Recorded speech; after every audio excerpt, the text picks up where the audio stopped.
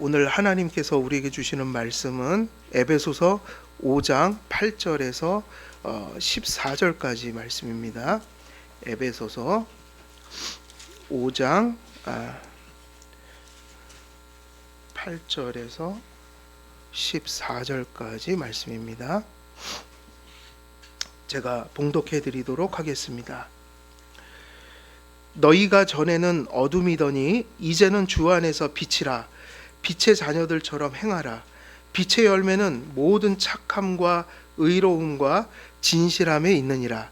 주를 기쁘시게 할 것이 무엇인가 시험해 보라. 너희는 열매 없는 어둠의 일에 참여하지 말고 도리어 책망하라. 그들이 은밀히 행하는 것들은 말하기도 부끄러운 것들이라.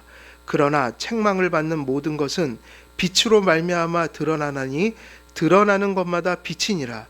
그러므로 이르시기를 잠자는 자여 깨어서 죽은 자들 가운데서 일어나라. 그리스도께서 너에게 비추이시리라 하셨느니라. 아멘.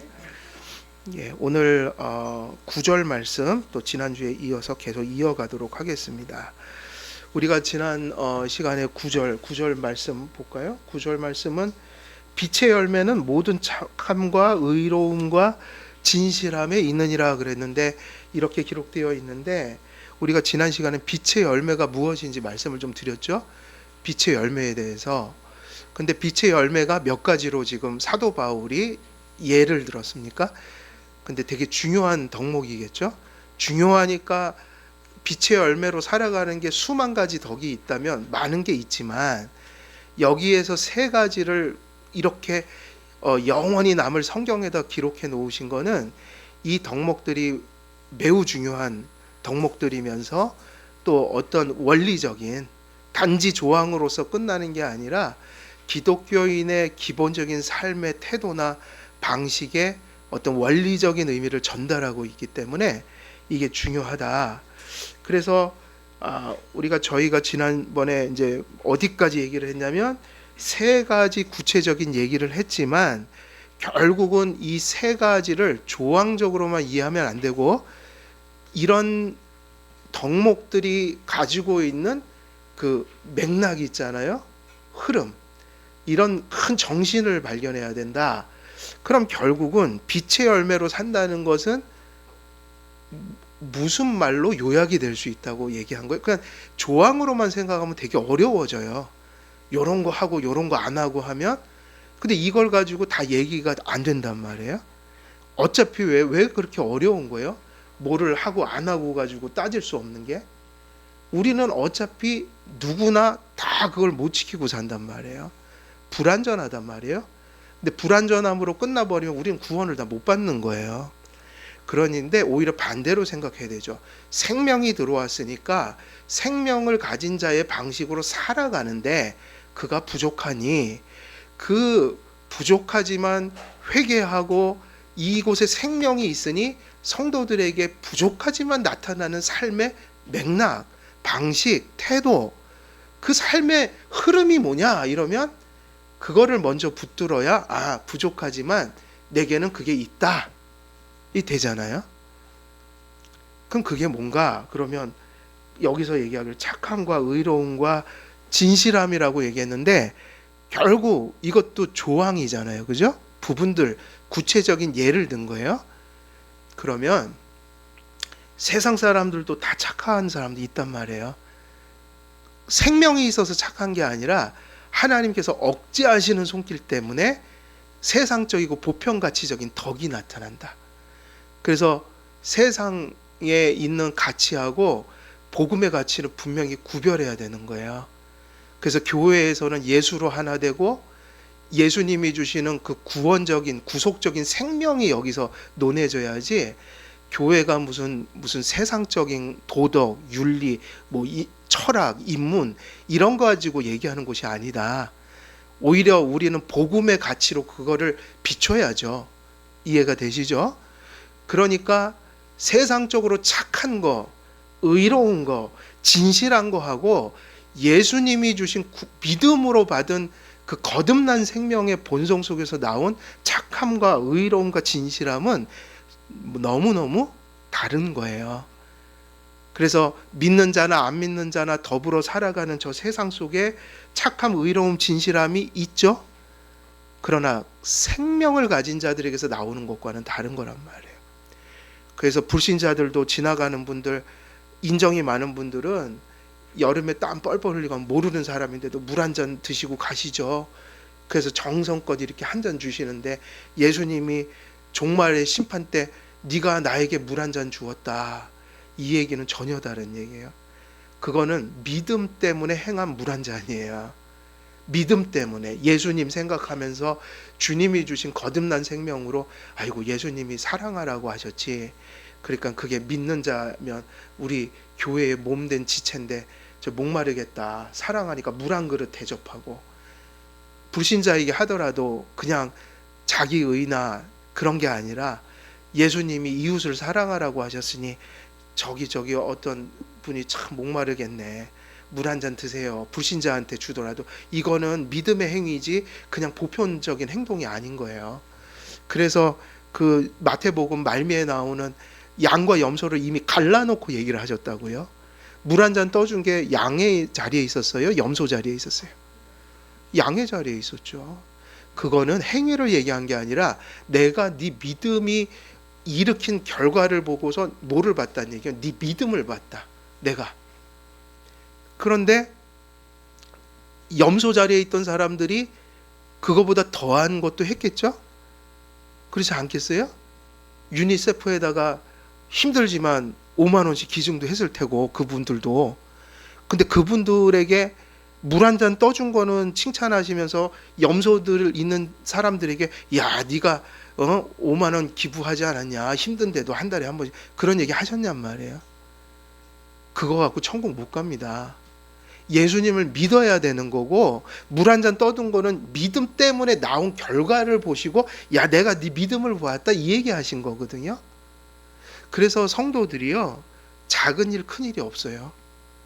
여러분들은 작은 일도 소중히 여겨야 되고 큰 일도 소중히 여겨야 되고, 여러분 나쁜 일도 작은 일부터 하지 말아야 돼요. 왜냐, 나쁜 일은, 믿음에 어긋난 일은, 성경에 어긋난 일은 다 하나님의 뜻에서 나온 게 아니거든요. 그래서 작은 나쁜 짓도 나쁜 거지만 큰 나쁜 짓도 나쁜 거고 작은 나쁜 짓도 나쁜 거예요.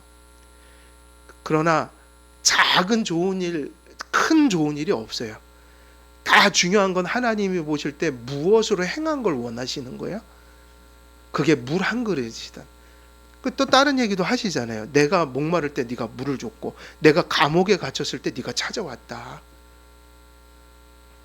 작은 일도 있고요, 큰 일도 있지만 하나님은 그런 걸 따지시는 게 아니에요. 그래서 제가 제일 싫어하는 게 고지론이에요. 고지론. 김 무슨 목사님이 가르친 거 있죠? 네, 고지론. 기독교인이 성공해야지 하나님을, 말도 안 되는 소리. 성공하면 더 안 하더라고요. 진짜 성도들이 헌신할 때가 언제인지 아세요? 힘들 때예요. 힘드니까 하나님 붙들어 주소서, 지켜 주소서. 이랬다가 내가 얻을 것을 얻잖아요. 그러면 신앙이 더 헌신될 것 같아요, 나태해질 것 같아요? 나태해지더라고요. 근데 힘들다고 또 의지하는 것도 아니더라고요. 힘들 때 더 하나님 멀리 떠나는 사람도 있어요. 그건 더 고민스러운 일이에요. 사람이 본성적으로는 힘들면 그래도 믿음으로 하나님 더 붙드는 게 정상인 거예요. 근데 힘들 때마저 하나님을 안 붙들면 어떻게 되겠어요? 그건 정말 어리석은 짓이에요. 그렇지만 우리가 더 기억할 것이, 잘 된다고 하나님 잘 믿는 게 아니란 말이에요. 내가 편해지면 더 안 믿어요. 그래서 제가 그 말씀을 드리는 거예요. 힘들면 힘들 때 믿어야 될 모습이 있고, 잘 됐을 때 정말 조심해야 된다. 왜냐하면 사람은 잘 되면 하나님을 떠나갈 확률이 있어요. 그래갖고 하나님이 내가 뭔가를 성취했을 때 아이고 믿음이 나태해지지 말아야지, 그 생각을 하고 살아야 돼. 그래서 잘 되고 못 되고가 문제가 아니에요. 항상 중심에 누굴 두고 살아야 돼요. 역경의 때도 역경이 축복이 돼야 되고. 왜? 하나님 더 붙드니까. 잘 되면 또 잘 되니까 좋은 거 아니에요? 그러니까 잘 되니까 또 감사하고. 그 사람은 좌절도 하지 말고요, 교만도 하지 말아야 돼요.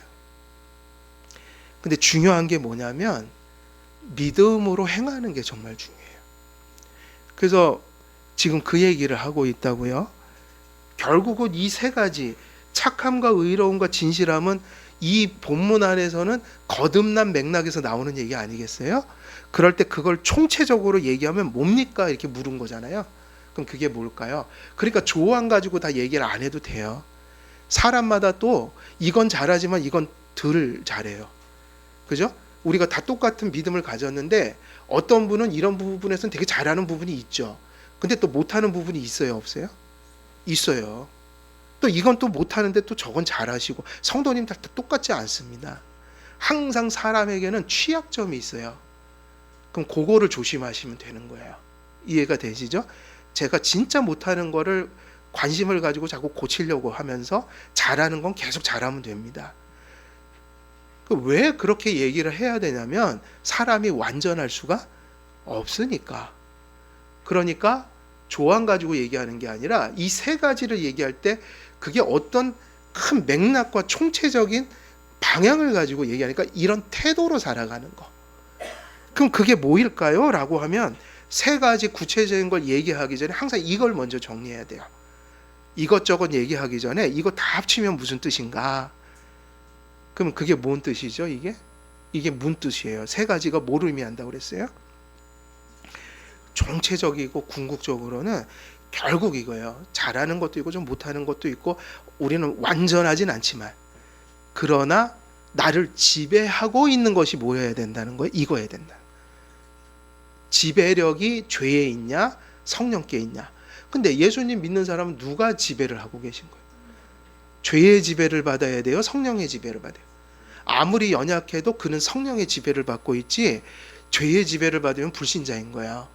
그래서 최악의 상태에서는 하나님 앞에 잘못하지만 뭐를 한다고 그랬어요?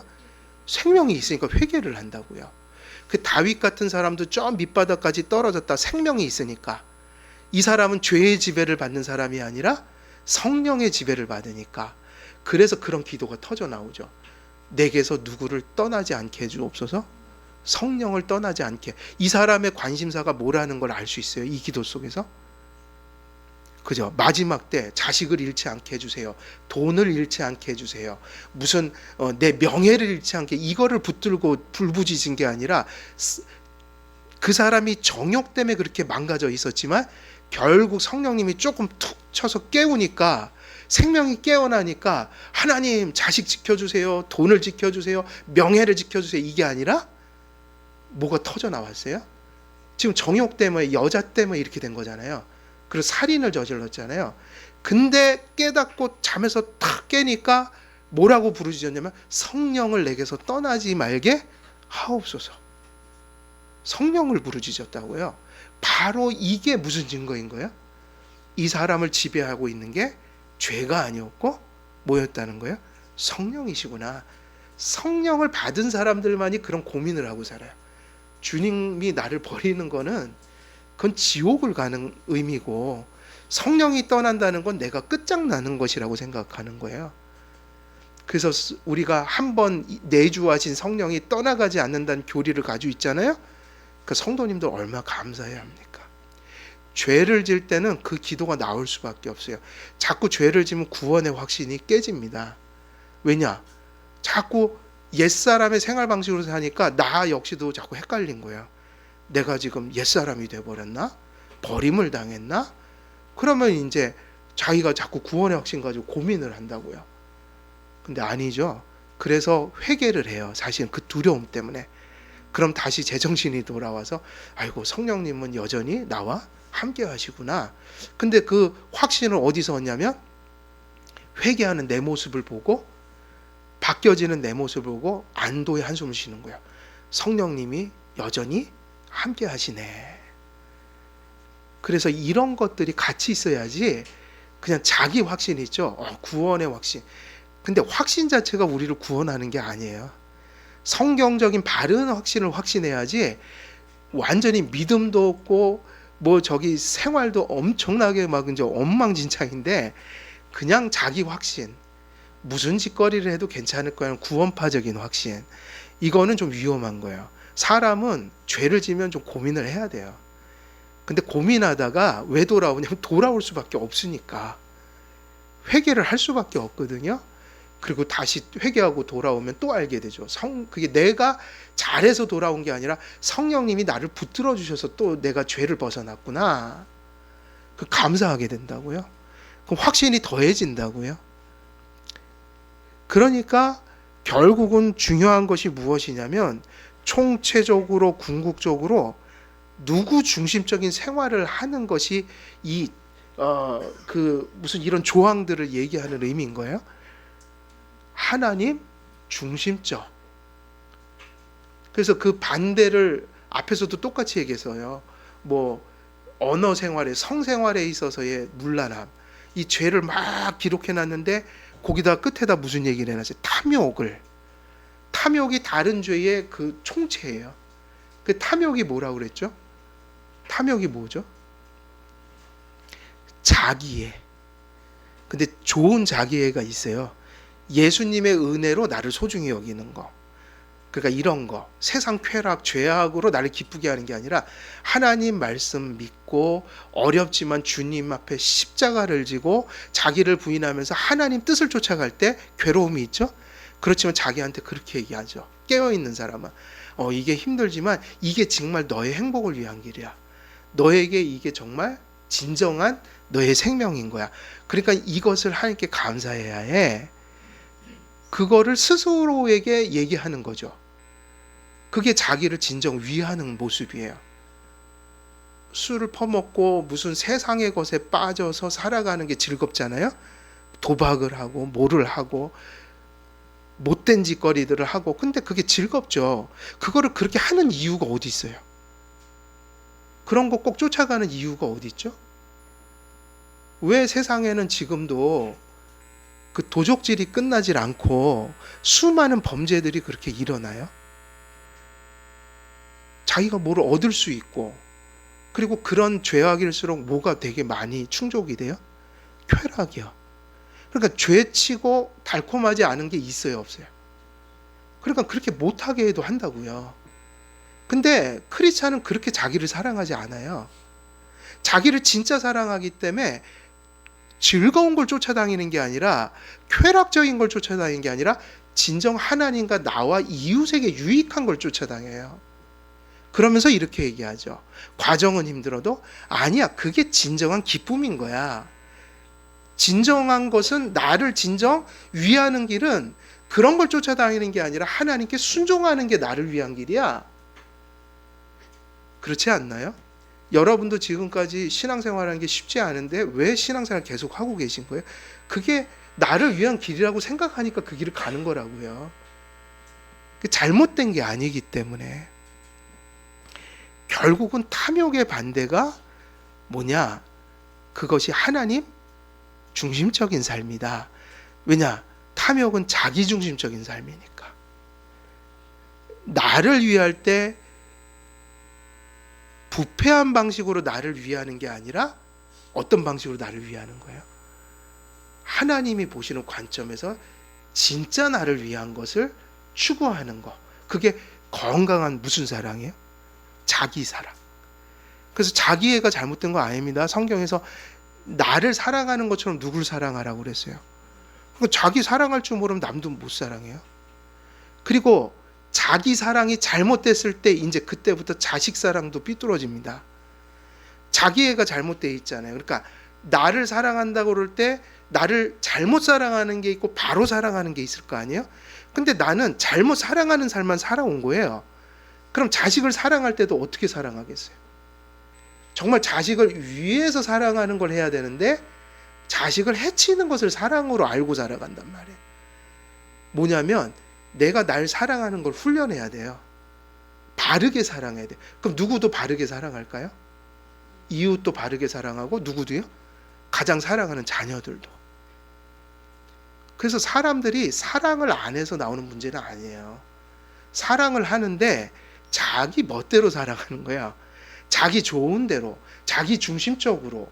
부패한 방식으로. 그러니까는 본인은 사랑한다고 하는데 그게 자꾸 나타나면 사람들이 싫어해요. 자식한테 자꾸 사랑을 주려고 그러는데 자식들은 그게 너무 넌덜너림이 나는 거예요. 그게 뭐냐면 사랑이 삐뚤어져 있는 거예요. 그러니까 사랑을 한다고 해서 감정으로 사랑한다고 되는 게 아니라, 열정으로 사랑하는 게 아니라 사랑이 바르게 나타나야 된다고요. 그럼 그게 뭐냐? 그걸 훈련한 사람들만이 남에게도 자식에게도 좋은 사랑을 주시. 그게 뭐냐? 나를 똑바로 사랑해온 사람. 자기애가 없는 사람은 없잖아요. 그죠? 내가 어느 자리에 서 있는 것이 나를 사랑하는 걸까? 내가 지금 몰두해야 되는 것이 어디에 있어야 되는가? 어떤 방식으로 나를 사랑해야 되는가? 이게 그대로 누구에게 나타날까요? 그대로 남에게 나타나고, 그러니까 성경은 뭘 강조해요? 네가 너를 사랑하는 것처럼 누굴 사랑하라? 내 이웃을 사랑하라. 그래서 저는 그 얘기 되게 싫어요. 저는 사랑이 참 많아요. 저는 얼마나 사랑이 많은지 몰라요. 참 인생 돌아보면 사랑하려고 얼마나 노력을 해요. 근데 그 얘기 함부로 할 수 없는 거예요. 사랑 똑바로 하고 살아가는 게 보통 어려운 일이 아니에요. 내가 남을 사랑한다고 했다 해를 끼칠 때도 있어요. 근데 자식들 돌아보면 그래요. 항상 자식을 사랑해서 행동했지 사랑을 미워해서 행동한 적은 없어요. 근데 어쩔 때 보면 그 사랑이 자식에게 힘듦을 주고 자식이 잘못 가는 지름길이 된 적이 있다고요. 사랑이 쉬운 게 아니에요. 그리고 우리는 사실은 사랑을 정말 못해요. 그래갖고 항상 회개하는 마음으로 사랑을 배우고 더 많이 사랑하는 사람 돼야지 이러고 살아도 하나님 보시기에 완전한 게 아니라고요. 감히 어떤 사람이 내가 사랑하고 살았어요? 하이델베르그 신앙고백서 보면 여러분은 하나님과 이웃을 사랑할 수 있습니까? 그러면 답이 뭐예요? 그럴 수 없습니다. 그래서 회개하고 죄사함 받고 날마다 성령 충만해서 부족한데 그 완전을 향해 가는 거죠. 근데 어떤 사람이 완전을 향해 가냐? 자기를 조심하는 사람들. 우리가 사랑할 수 없는 죄성을 가진 사람인 걸 알기에 겸손히 주님을 의지하고 사랑이라는 이름으로 행동할지라도 그것을 조심스럽게 해야 된단 말이에요. 그게 누구냐? 자기가 죄인인 걸 아는 은혜 받은 성도들. 그들은 그 삶을 살아요. 예, 그 삶을 살죠. 그래서 하나님 중심적인 삶이란 건 하나님, 이것이 바로 그 우리가 이제 얘기하려고 하는 세 가지 조항의 흐름인 거예요. 그것이 중심인 거예요. 그래서 우리가 이제 세 가지 내용들을 이런 전제하에서 살펴보면 바울은 9절에서 빛의 열매를 착함과 의로움과 진실함이라는 세 가지 덕목으로 제시를 합니다. 이처럼 세 가지로 제시된 이유는 앞에서 불신 자연인들의 거듭나지 못한 본성에서 나오는 악행의 덕목들을 그것들과 뭐 하기 위해서 여기다 써놓은 거예요? 대조하기 위해서. 거기서 뭐 그런 거 얘기했잖아요. 뭐 음행과 뭐 이런 거 저런 거, 뭐 또 우리의 언어 생활에서 나오는 문제들. 그러면 이것과 대조하기 위해서 세 가지를 여기다 예시를 한 거예요. 그런데 이게 다 약간 시적이고 대꾸적인 성격을 가져서 앞에서도 몇 개씩 나눠놨어요. 조항들을 세 가지씩. 그러니까 좋은 것도 몇 가지로 나눠서 얘기를 해요. 세 가지. 이건 약간 시적 표현이에요. 대꾸를 이룬다. 그래서 바울은 악행을 5장 3절에서 음행과 온갖 더러운 것과 탐욕을, 4절에서는 누추함과 어리석은 말이나 희롱의 말을 다 몇 가지씩 나눠놨어요. 세 가지씩. 그리고 5절에서는 음행하는 자나 더러운 자나 탐하는 자, 곧 우상 숭배자를 세 가지씩 묶어서 제시했어요. 일종의 빛의 열매와 어둠의 열매를 대조하기 위한 무슨 법이냐면 이런 거를 대꾸법이라고 하는데 시적 표현들이고 이것이 이제 성경에는 자주 나오는 표현들이에요. 그러니까 이렇게 구조를 같이 해놓은 거는 대꾸를 이루고 있다가 중요하고 이게 앞에 있는 것을 대조하기 위해서 이렇게 만들었다. 그러면 대조한다는 거는 지금 앞에 악행을 이룬 것과 반대적인 삶을 가르친다. 그러니까 되게 중요해지는 거죠. 그래서 이 착함과 의로움과 진실함, 하나님 중심적인 삶을 살아야 하는데 결국 그것은 어디서 가능해지냐면 거듭나야 되고, 그 다음에 거듭난 자들이 무슨 은혜를 받아야 되는 거예요? 거듭났으니까 성화의 은혜를 받아서, 그럼 결국 성화의 포커스는 뭐라고 요약될 수 있어요? 성화는 그리스도를 닮아가는 삶이다. 하나님의 형상을 닮아간다. 그리스도의 형상을 닮아간다 하니까 지금 몇 가지가 정리가 되는 거예요. 우리가 뭐 조항들 얘기하는데 하나님 중심적인 삶입니다. 근데 하나님 중심적인 삶을 누가 살아가죠? 거듭나고 성화돼서 누구를 닮아가는 자가 돼야 돼요? 예수 그리스도를. 그게 뭐냐면 그게 성화다. 그래서 먼저 바울은 착함이라는 덕목을 이제 얘기했어요. 착함이라는 것은 어떤 의미냐면 선하다는 의미면서 친절하다는 의미를 담고 있어요. 그러니까 착함이라는 것은 우리가 보통 성경에는 이 단어를 어떻게 번역해 놨냐면 한글로는 여러 가지로 번역을 해놨어요. 착한 거, 이것은 어쩔 때는 선한 거, 그리고 착하고 선한 거는 되게 크죠. 의미가. 선하다는 건 여러 가지가 있잖아요. 도덕적으로 선하다, 또 물질적으로도 선하다, 그럼 여러 가지가 있죠. 그런데 친절하다라는 얘기도 돼요. 친절한 것은 선한 것, 착한 것은 맞는데 어떤 의미가 담겨 있는 거예요? 선한 것 중에. 선한 게 의미가 많단 말이에요. 그럼 선한 것 중에 친절하다 이 얘기는 어떤 면에서 이 사람이 착하고 선하다는 얘기예요? 친절하다. 다른 사람들과의 관계에 있어서 선하다. 친절하다.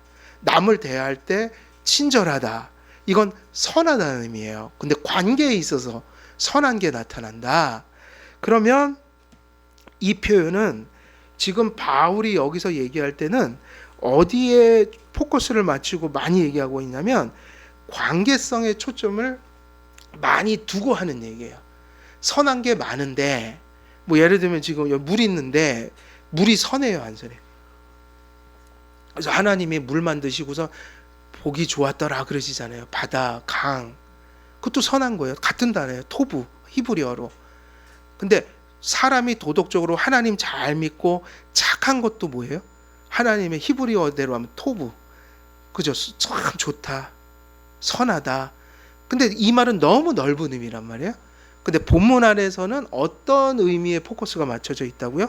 사람이 참 선해. 그리고 성도들에게 지금 여기 있는 대로 너희들이 거듭나고 성화된다면 어떻게 살아라? 착함을 가져라. 그럴 때 여기서 착함은 관계성에 초점을 많이 둔 단어라는 거예요. 그러므로 박윤선 박사도 착함이라는 그 말을 이렇게 주석했어요. 이 착함이라는 것은 사랑을 그 주요 속성으로 한다고 할 수 있다. 그러니까 여기서 이 말은 좀 이 관계에서 선한 거, 이걸 가리키는 목적으로 사용됐다. 그래서 사랑은 선한 관계의 원리고 본질이고 동력이 아니겠는가. 그래서 여러분, 사랑이라는 게 정의가 있어요, 없어요? 디피니션이 있어요, 없어요? 사랑이라는 건 정의가 없더라고요. 뭐예요? 국어사전 찾아봐도 잘 모르겠고, 그 사랑은 친절하고 사랑은 뭐 이러는데 그 정의는 아니죠. 그런데 이렇게 다 따지고 보면 요 정도로 될 수 있어요. 사랑은 관계가 가능하게 만드는 근본적인 원리예요. 그게 무엇이라고 설명하든 사랑이 없으면 관계가 파괴되고 관계가 자라지 않고 관계 자체가 형성될 수 없다. 선한 관계가. 다시 말하면 우리가 선한 관계라는 얘기를 할 때 그것의 동력이고 동기고 그것의 에너지고 그것의 가장 선한 결과가 뭐라고 얘기할 수 있는 거예요? 사랑이다. 그러니까 관계하면 사랑이 없으면 아무것도 안 되니까 야, 관계의 원리다, 사랑은. 이렇게 보면 조금 이해가 되죠. 거듭난 성도의 회복된 본성이 바로 그 관계의 어떤 동기가 발생한 사람들이에요. 선한 관계. 그리고 그 선한 관계의 본질이 회복된 사람들이에요. 그 선한 관계에 동력이 생겨버린 사람들이에요. 그 선한 관계에 에너지가 넘치는 사람들이에요. 그럼 그게 뭔가? 여러분, 거듭난 사람들에게 그들에게 본질적으로 회복된 본성이 뭐냐고 하면 우리는 예수님 말씀으로 가면 금방 알 수 있어요. 율법 10계명을 말씀하시고 10계명의 정신은 뭐다라고 요약하셨어요? 하나님을 사랑하고 이웃을 사랑하는데 이게 같은 게 아니죠. 하나님은 목숨까지 드리는 사랑이고 이웃 사랑은 우선순위가 있어서 하나님처럼 사랑하면 안 되고 내가 나를 사랑하는 것처럼 이웃은 사랑해라. 그리고 따지고 보면 결국 크리스찬이 거듭났다, 그리스도를 닮았다라는 얘기는 이것이 감정적인 사랑이 아니라 하나님께는 믿음과 순종으로 응답하고 그러니까 말씀을 깨닫고 인식하고 정립하고 그걸 삶에서 붙들고 실천하면서 사는 것이고 그게 하나님의 사랑이에요. 그리고 이 이웃은 어떻게 하는 거예요? 내가 싫은 건 남에게도 안 하고 내게 선한 것을 남에게도 나누려고 하는 그 황금률, 그것을 가지고 살아가는 거. 그러면 이것이 하나님 때문에 하나님 주신 생명으로 나타날 때 이게 뭐라고 하는 거예요? 그 사랑을 가리켜 거듭난 자의 열매로 나타난다. 그러니까 착함이라는 것이 어디서 발생하는 내용이라고 볼 수 있어요? 이건 거듭나야지 되는 거다. 그리고 이것은 성화되는 과정이다. 결국 그러면 성화되고 우리가 거듭나는 게 뭐라고 얘기할 수 있는가? 그것은 하나님께서 우리를 거듭나게 하시고 성화시킬 때 바로 그 거듭나게 하신다는 의미의 본성, 회복시키신 본성의 본질이 어디 있냐면 그런 사랑에 있다는 얘기예요. 그래서 선함이 여러 가지 의미를 가지고 있지만 사랑이라는 측면에서 지금 착함을 얘기하고 있다. 그래서 헬라어로 그래서 이 사랑이 어디서 가장 그 극대화되냐면 교회예요, 교회. 물론 불신자하고 신자하고도 교제하지만 우리가 이 성경 보면 불신자들의 가치관과 세계관을 함께 하지 말라고 했죠. 교제의 한계가 있어요. 기독교인에게 있어서 기독교인에게 가장 극대화된 교제는 어디서밖에 없는 거예요? 모든 걸 나누는 건 성도예요, 사실. 이해가 되십니까? 그래서 이런 게 아니라는 거예요. 성격이 잘 맞아. 근데 성격 잘 맞는 건 불신자하고 더 잘 맞을 수도 있어요. 교회 오면 성격 안 맞는 사람 무지 많습니다. 근데 밖에서는 내 성격대로 사귀니까 더 좋은 동호회도 만들 수 있고 뭐 무슨 친목회도 만들면 같은 뭐 무슨 비슷한 사람끼리 우리 모이자 그러면 거기가 더 행복할 수 있어요. 그리고 또 뭐도 아니라고 했어요. 학연, 지연, 무슨 뭐 또 뭐가 있어요? 학연, 지연 말고 뭐 혈연, 혈연도 아니에요. 아유, 혈연으로 따지면 안 믿는 부모님이 더 사랑스럽지 뭐 우리가 더 사랑스럽겠어요. 근데 그게 내용이 다르다는 얘기예요. 혈연도 채워주지 못하는 거 있습니다. 나는 믿는데 부모님이 안 믿고 자식이 안 믿어요? 나눌 수 없는 게 있다고요. 그래서 교회는 성격도 아니에요. 학연, 지연, 혈연도 아니에요. 관심사도 아니에요. 교회는 오로지 예수 그리스도로 하나 돼서 예수 믿는다는 그 공통점이 생겨서 서로 사랑하고 살아가는데 여기에는 어떤 장애물도 없어야 돼요. 사회에는 다 그런 것들이 같이 잘 지내는 이유예요. 그래서 무슨 집단이라고 그래요? 저 밖에를? 이익 집단. 이익 집단. 그래서 교회는 그런 집단이 돼서는 안 돼요. 친목회 같은 집단이 아니라 우리가 사랑해야 되는 이유는 그저 한 가지, 한길교회의 같은 회원이 됐고 회원된 이유가 뭐죠? 예수 그리스도를 함께 고백해서 우리는 같은 목적으로 살아간다는 거예요. 그래서 서로가 그 어떤 이유로 사랑하는 게 아니라 뭐로 사랑하는 거예요? 한 교인이기 때문에 사랑하는 거예요.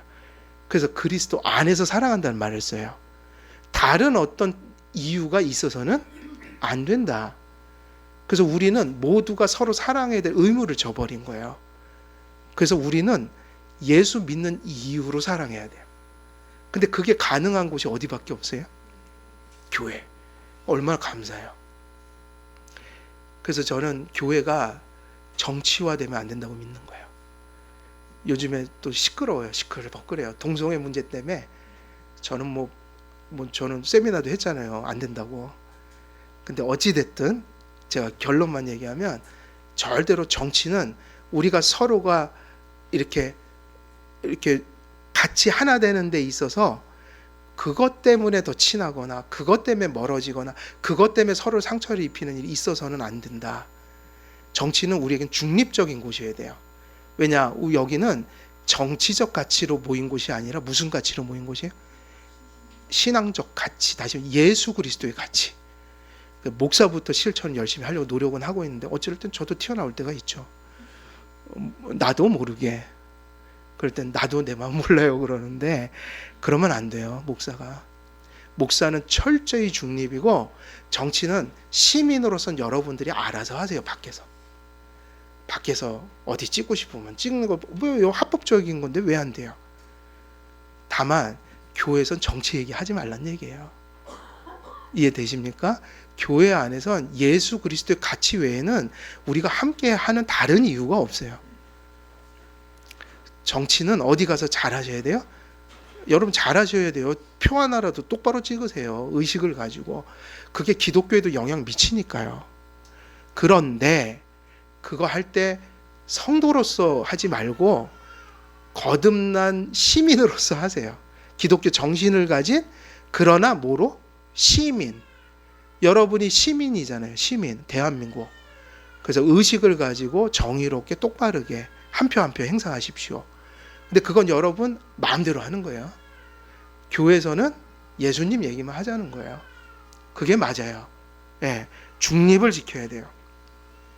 거듭난 성도의 회복된 본성의 본질이 수직적으로는 하나님을 사랑하고 하나님을 향한 사랑을 수평적인 이웃 사랑을 통해 실현하는 데 있습니다. 헬라어로 번역된 구약성경 72역에서 이 단어는 타인에 대한 호의를 가리키기도 해요.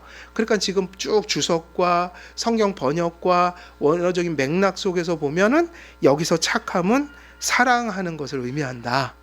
그래서 바울이 직접적으로 사랑이라는 단어를 사용하면 될 터인데 굳이 착함이라는 단어를 사용한 것은 여기서 의도된 바가 단지 사랑이 아니라 사랑의 어떤 측면을 강조하기 위함인 거예요.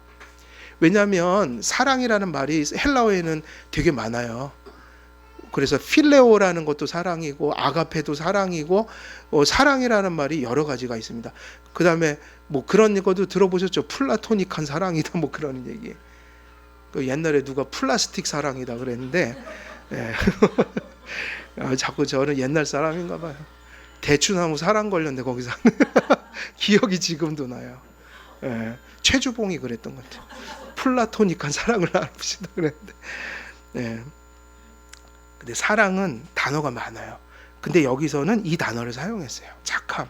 왜냐하면 사랑을 주요 속성으로 한 착함이란 덕목이 특별히 실천적이고 물질적인 측면을 함축하기 때문에. 그러니까 사랑이라는 단어를 다른 단어를 사용할 수도 있는데 왜 착함이라는 말을 굳이 사용했냐면 착함이라는 게 사랑이라는 의미를 담았다고 그랬죠.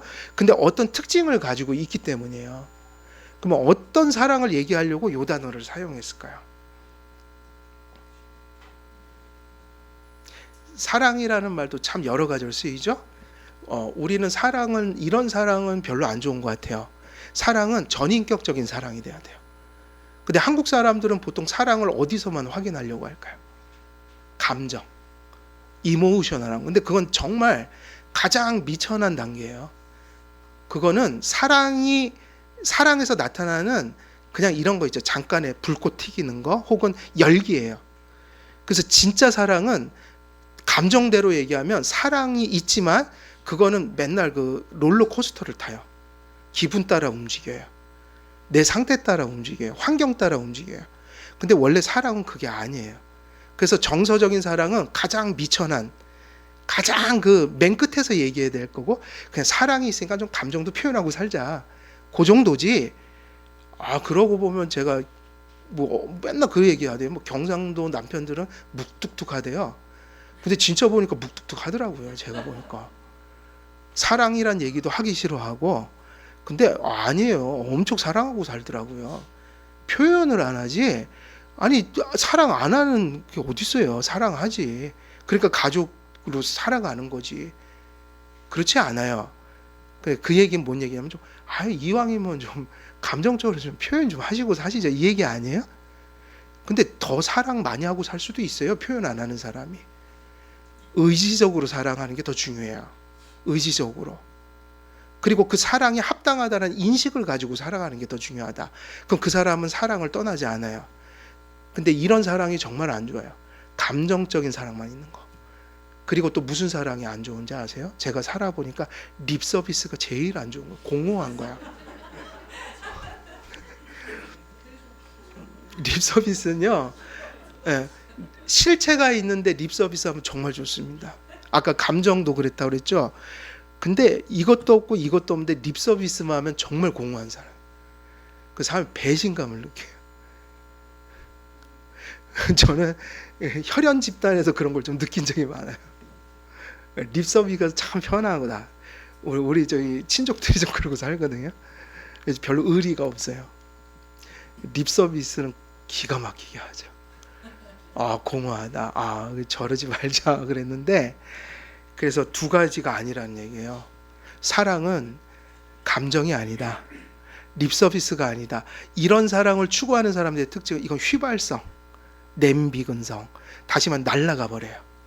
그러니까 우리가 쉽게 증발되는 사랑을 하지 마시고요. 뿌리 내린 사랑을 해야 돼요. 그 뿌리 내린 사랑이 뭐냐면 변덕스럽지 않은 사랑. 바람이 불어도 환경이 바뀌어도 그리고 어떤 일이 있어도 내 감정이 걸라짜게 돼도 그래도 여기 뿌리를 내려갖고 그래도 사랑하고 살아야지, 이런 거. 요즘에 젊은 부부들이 왜 이렇게 자꾸 헤어지는지 아세요? 이모셔널하기 때문이에요. 감정만 추구하기 때문에. 그리고 대부분을 결혼하기 전에 뭐로 다 해놓은 거예요? 립 서비스로 이게 탑을 해놨는데 현실로 싹 들어가니까 공든탑이 확 무너지는 거예요. 아무것도 없어요. 그러면 안 돼요. 진짜는 중심으로 사랑해야 돼요. 중심. 네, 중심으로 사랑해야 돼요. 그러면 그런 사랑은 어떤 사랑이냐면, 그래서 사랑이라는 다른 단어가 있는데 굳이 이 단어를 사용했어요. 그 뭐냐? 실천적이고 실제적인 사랑을 하셔야 돼요. 립 서비스나 감정이 아니라 실천적인 사랑을 해야 된다. 그 얘기는 무슨 얘기죠? 그게 하나님을 사랑하든 교회를 사랑하든 그것이 남편을 사랑하든 그게 자식을 사랑하든 그게 이웃을 사랑하든 진짜 사랑은 뭐가 따라와요? 그래서 실천이 따라오기 때문에 수고와 희생이 따른다고요. 그러니까 뭐가 없는 건 사랑 자체가 아닌 거예요. 수고와 희생이요. 거의 하나 더 붙이면 뭐냐면 인내. 사는 게 인내예요. 남편을 사랑하는 건 인내입니다. 아내를 사랑하는 것도 인내입니다. 근데 누가 금술 좋은 인고 부부인지 아세요? 인내를 하는 부부가 인고 부부인 거예요. 그 TV에 나오는 거 보여주시기식 그런 거 말고요. 여보 막 먹어 그러면서 막 먹여주고 이러면 부러우시죠? 부러울 거 없어요. 실제 생활에서 그럴까 싶어요. 인내하는 거, 희생하는 거, 수고한다. 그러고 있으면 사랑한다는 말 한마디도 표현 못해도 아, 사랑하고 있구나 믿어야 돼요. 믿어야 된다고요. 그러니까 무슨 사랑이라고요? 착함이라는 거는, 아가토스네라는 이 단어는 실천적 사랑을 의미해요. 실제로 수고하고 결단하고 인내하고 또 희생하는 거. 그래서 구약에서는요, 하나님을 바로 이 단어를 사용해서 찬양했다고요. 하나님은 선하시며 그러잖아요. 하나님이 어떠시다고요? 그래서 여기대로 하면요, 번역을 그대로 하면 이런 거예요. 하나님은 착하시며예요. 이거 한글로 표현했으니까 근데 선하시며가 더 맞죠? 하나님은 착하시며 선하시며. 그 얘기는 뭐냐? 이 얘기를 할 때 항상 이렇게 얘기했어요. 가나안 땅에 그들을 인도하셨고 가나안 땅에 들어가게 하셨고 그 땅을 주셨고 거기에 무슨 말이 붙냐면 선물을 주셨다. 뭐를 주셨냐면 그 땅에 그 땅에 풍요로운 소산물을 주셨다. 구체적인 거예요. 그 땅에서 포도가 나게 하셨고 무화과가 나게 하셨고 열매가 나게 하셨고 가나안 땅 거기서의 그 모든 결실들을 구체적으로 하나하나 얘기하면서 그걸 주셨다는 의미로 무슨 단어를 쓰면 이 단어를 써요. 그럼 그게 뭐냐면 하나님은 절대로 립 서비스 하시는 분이 아니라는 거예요. 그는 말씀하신 대로 일관되게 행하세요. 출애굽 시킨다 그러면 진짜 홍해가 나와갖고 끄집어 내시고 젖과 꿀이 흐른다는 그 약속을 할 때 예표적 의미에서 그 땅을 주셨어요. 하나님은 말씀하신 대로 일관되게 실천하시는 분이시다. 그럼 실천이란 말은 우리는 성취하시는 분이시다. 우리는 성취가 아니라 실천해야 한다. 이렇게 바꿀 수 있죠. 그래서 데살로니가 후서에서 1장 11절에는 착함이 그런 의미 때문에 이 단어를 사용할 때 실제적이고 매우 능동적인 행위예요. 그게 어디 나오냐면 모든 선을 기뻐함과 믿음의 역사를 능력으로 이루게 하시고 할 때 모든 선을 기뻐함과 그랬거든요. 모든 선이 바로 여기서 아까 그 단어예요. 착함이에요. 선함이에요. 모든 선을 기뻐하시면 믿음의 역사를 능력으로 이루게 하신다고 그랬어요. 그 뭐가 들어요? 기뻐하시고 역사하시고 그걸 능력으로 어떻게 하신다? 이루게 하신다. 그럼 여기가 이게 다 무슨 뜻이죠? 하나님 편에서 모인 거예요? 말씀하셨어요? 그럼 이거를 이루고야 마시는. 그럼 여기 무슨 뜻이 있냐면 이런 게 다 들어가요. 기뻐함, 단지 기뻐하는 게 아니고 선택. 그걸 그렇게 결정하신다는 거예요. 우리로 따지면 뭐죠? 누굴 사랑하기로 결심을 해야 돼요. 내 아내를 사랑하기로 결심해야지 사랑을 하는 거고요. 내 자식을 사랑하기로 결심을 해야 되고요. 하나님과 교회를 사랑하기로 뭐 하셔야 돼요? 되게 의지적인 행위들이에요. 결심하는 게 없으면 사랑하지 않아요. 왜 결심을 자꾸 요구할까요? 이것이 실천적이고 의지적인 거기 때문에 결심이 따라가야 된다. 인내가 따라가야 된다. 하나님의 역사는 뭐를 의미할까요?